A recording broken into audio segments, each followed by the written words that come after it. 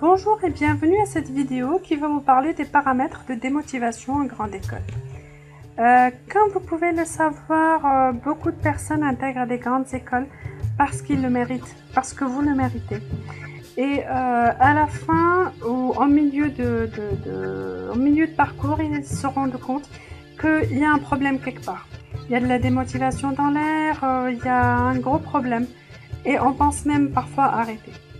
Alors, c'est très important déjà de savoir quels sont les paramètres qui font qu'on est démotivé, qu'on est submergé, qu'on n'a plus envie d'avancer. C'est très important de mettre le doigt dessus et je voudrais vraiment vous aider à pouvoir les repérer. Alors, voici quelques paramètres. Déjà, par rapport à une personne qui se démotive en grande école, ça peut être une personne qui n'a jamais échoué. Qui a toujours réussi durant toutes ses études, qui a fourni énormément d'efforts. C'est quelqu'un qui peut avoir étudié pendant l'été pour pouvoir avoir le bon niveau pendant l'année scolaire, pour se maintenir parmi les meilleurs. Et finalement là, on se rend compte qu'on a atteint nos limites. Ça peut être aussi une personne qui n'a jamais échoué pendant, dans ses meilleures matières qu'elle aime. Et là, elle se retrouve même dans ce qu'elle réussissait avant d'habitude facilement. Elle commence à éprouver des difficultés et elle commence à perdre confiance en elle. Elle s'était identifiée, donc son identité correspondait à moi égale personne qui a réussi. Moi égale personne super. Et finalement, en ne réussissant pas dans ces matières-là, elle commence à penser moi égale personne nulle. Et alors, elle commence à perdre la démotivation. Il y a également cet esprit de compétition qu'il peut y avoir les uns avec les autres, qui fait que je me sens nulle par rapport aux autres qui sont dans ma classe. C'est très important de pouvoir différencier la connaissance avec l'être. Vous n'êtes pas ce que vous connaissez, vous êtes bien mieux que cela. Et le fait de connaître certaines choses fait juste partie de vous, ça fait juste une mini-partie infime de qui vous êtes.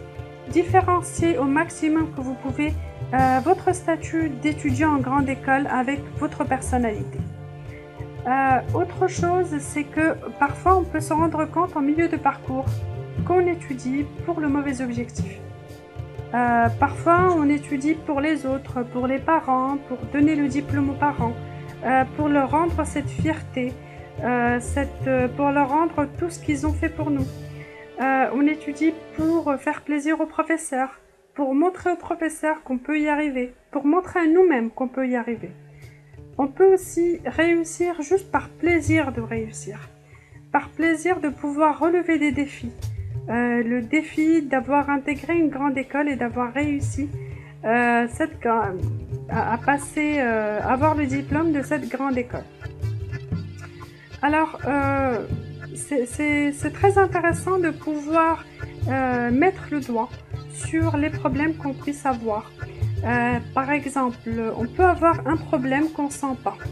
Et à partir de là, on n'aime pas le professeur, donc on ne s'intéresse pas à la matière. Et donc, on n'étudie pas. De la même façon, on a une mauvaise note, on sent une injustice parce qu'on a bien travaillé, on a beaucoup travaillé. Et finalement, on est démotivé et on n'a plus envie. On peut aussi avoir l'impression d'avoir trop fait. C'est-à-dire trop étudier, trop passer son temps à étudier. Et donc finalement, on est en dépression.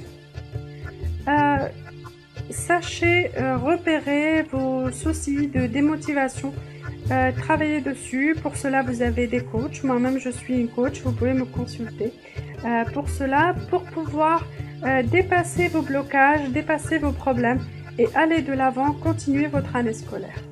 J'espère que cette vidéo vous permettra de bien réfléchir sur vos motivations par rapport au fait que vous faites partie de ces grandes écoles. Et j'espère que ça vous aidera du côté positif à aller de l'avant. Je vous souhaite une bonne journée.